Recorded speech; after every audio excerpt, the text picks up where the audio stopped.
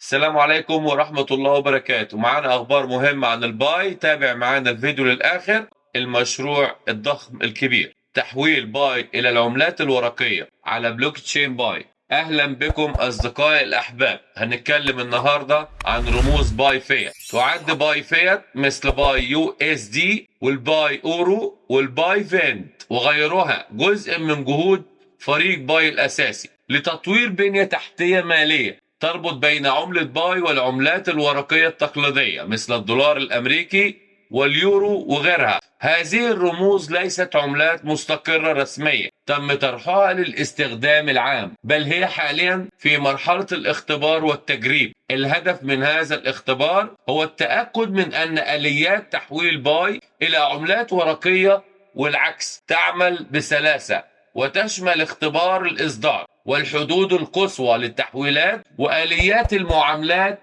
أهمية رموز باي فيات: بنية تحتية عالمية تهدف هذه الرموز إلى بناء جسر يربط بين باي وجميع العملات الورقية حول العالم، مما يحول باي إلى وسيط مالي عالمي يسهل المعاملات بين مختلف الأنظمة النقدية. معاملات سريعة وشفافة تمكن هذه الآلية من إجراءات المدفوعات سريعة وعابرة للحدود دون الحاجة إلى الاعتماد على البنوك التقليدية أو رسوم التحويل المرتفعة.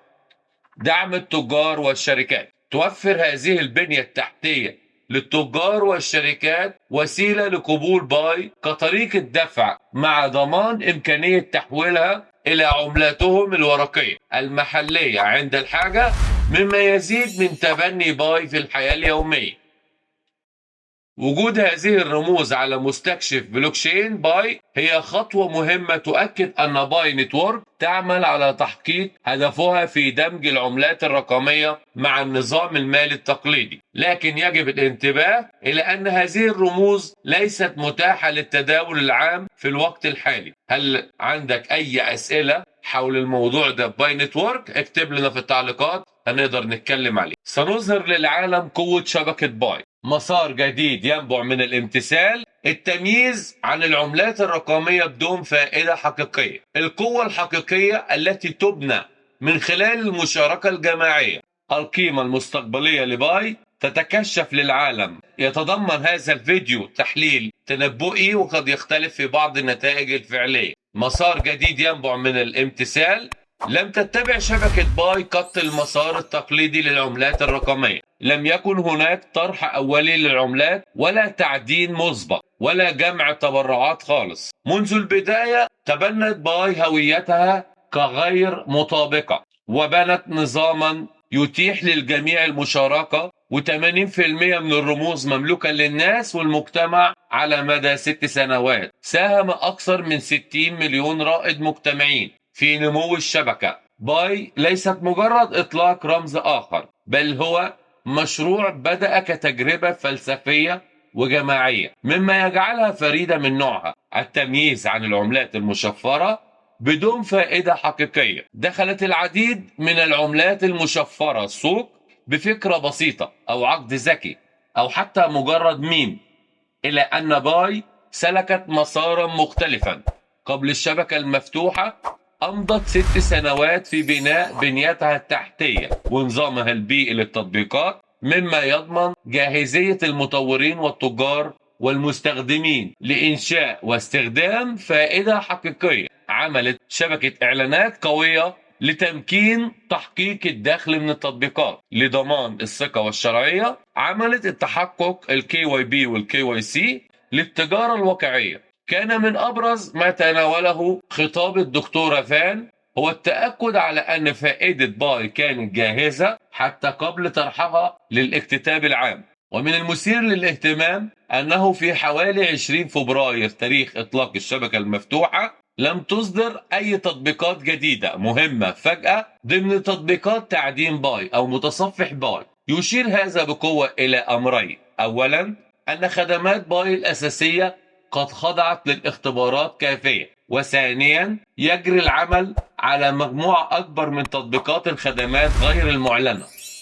قد تشمل هذه التطبيقات التمويل والتعليم والتجارة والخدمات اللوجستية والرعاية الصحية، مما يشير إلى أن باي لا تعد عملة فحسب، بل منصة بنية تحتية واسعة للمجتمع العالمي. القوة الحقيقية التي تبنى من خلال المشاركة الجماعية. جادل بعض النقاد بأن باي شائعة للغاية، ولكن هنا تحديدا تكمن قوة باي، فجوهرها تقنية البلوكشين ليس تركيز الثروة في يد قلة، بل مشاركة الأغلبية. تمثل باي أكبر قاعدة مستخدمين موثقين في تاريخ البلوكشين، مع عشرات الملايين من الأفراد المعتمدين من قبل اعرف عميلك. لا يقتصر الأمر على توزيع الرموز على نطاقات واسعة، بل يعني أن الأشخاص الحقيقيين الموثقين مستعدون للمشاركة مباشرة في الاقتصاد. في باي لا تأتي القيمة من المضاربة، بل من المساهمة